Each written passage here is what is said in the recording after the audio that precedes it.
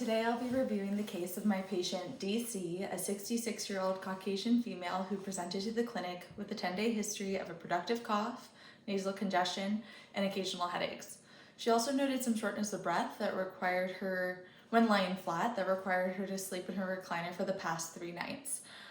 She reports feeling fatigued with some intermittent chills, but is afebrile, has no sore throat, nor does she have any body aches. She denies chest pain and is in no acute distress. Since the onset of her symptoms, she has not started any over-the-counter medications, but she has been tracking her oxygen with an at-home pulse oximeter that she uses. She was concerned that her readings have not been over about 95% for the past few days, and she was especially concerned that the night before, when she was walking to the kitchen using her pulse oximeter, she noticed it dropped into the 90s. It dropped to 90%. Of note, she was treated for pneumonia in December of 2023. She reports she used a regimen of 2 different antibiotics, though she does not remember the names of those. She did have a full recovery without any sequelae that she knows of. Her medical history is significant for a dissection of the aorta. Was treated with an aortic root repair in 2021, and she has had no issues with that since. She also has a history of hypertension, hyperlipidemia, as well as acquired hypothyroidism and paroxysmal atrial fibrillation. She takes medications for these conditions and they're well controlled. She also has a history of ductal breast cancer that's been in remission since 2000. She has no allergies, she does not smoke, has no passive exposure to tobacco smoke, nor does she have any environmental exposures to respiratory irritants that she knows of. On exam, she's in no acute distress. Her breathing is unlabored. She does, however, appear fatigued. Her heart rate is regular without any unusual rhythms, gallops, rubs, or evidence of distant heart sounds. Her point of maximum impulse is as expected in the mid-clavicular line, 5th intercostal space on the left side. There's no distortion of that. She also has no palpitations. She doesn't have any frontal or maxillary sinus tenderness on palpation. She has no peripheral edema and no difficulty ambulating. On auscultation of her lungs, however, she did have some notable rales in the left lower lung base, as well as some coarse crackles throughout the lower bases bilaterally.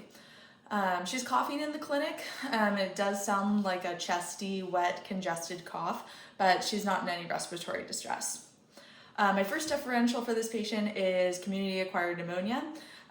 Additionally, I want to rule out a viral upper respiratory infection, and with her orthopnea, I want to make sure that she's not experiencing or developing a heart failure. Her presentation of symptoms is consistent with community-acquired pneumonia.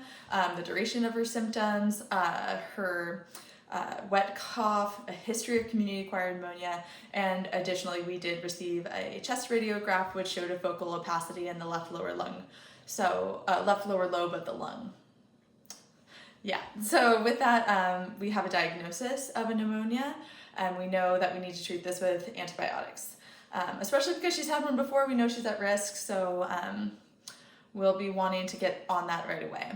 The other concerns for a viral upper respiratory infection, this is an exceedingly common pathology. Millions of them come into United States offices every year. It's possible that she also had a respiratory infection that progressed to a pneumonia. In the clinic, we did both an in-office COVID test as well as an influenza test using nucleic acid amplification tests.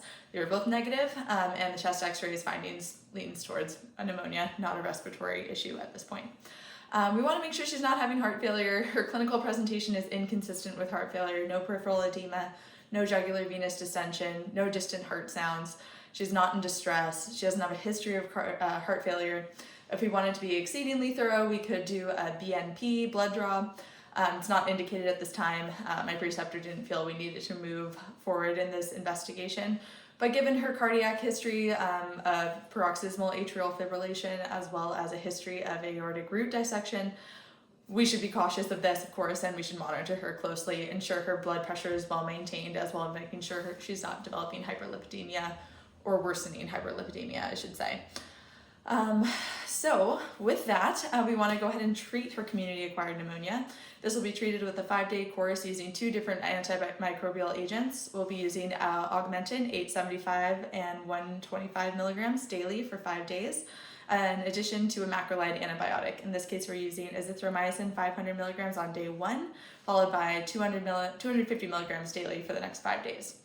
In addition to her pharmacological treatment, DC should be recommended to maintain adequate hydration, maintain a healthy, nutrient-dense diet throughout the course of her recovery, and get adequate rest, including naps throughout the day if necessary.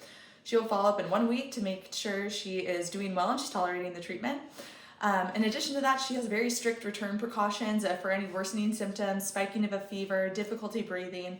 She should also be informed to go seek emergency care immediately if she starts having, again, chest pain, extreme shortness of breath, spikes of fever, has any changes in her mental status.